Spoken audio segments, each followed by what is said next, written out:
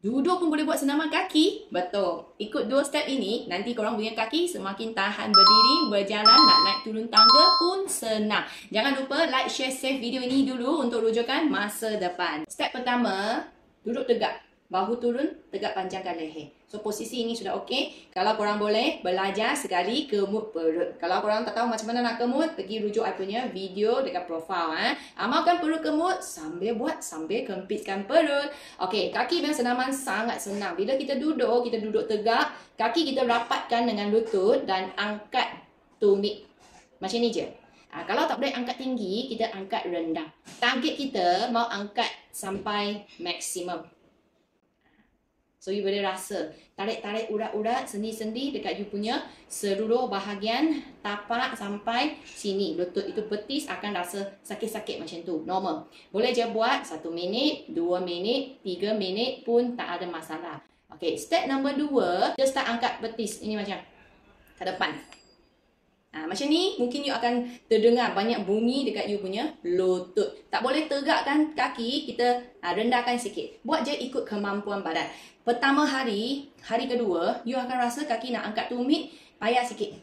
Lepas tu sakit. Betis sakit. Bila you angkat ni, banyak berbunyi dan tak boleh nak tegakkan you punya kaki. Ini semua sangat normal. Semua senaman perlu masa punya. Dalam masa 2 minggu, you akan nampak sendiri punya perubahan daripada tak boleh angkat tinggi, jadi boleh angkat tinggi. Daripada rasa sangat sakit dekat betis, you akan rasa kurang sakit. Lepas tu kaki korang mula-mula nak angkatnya masa, tak boleh nak tinggi sangat, sekarang dah boleh lebih tegak. Dan bunyi dekat lutut sini pun akan semakin kurang juga. Masa ni, you bila berdiri, you akan rasa kaki you akan lebih tahan berdiri, lama jalan, naik turun tangga semua dah lebih senang.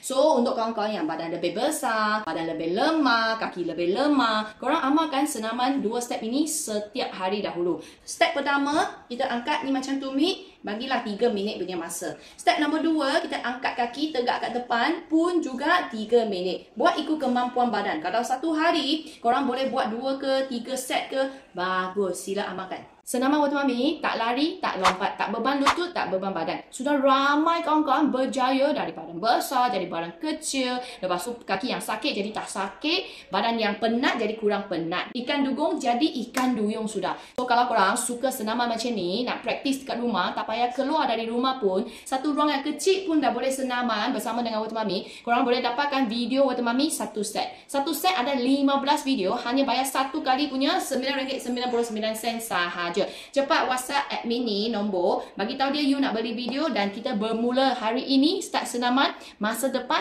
awet muda.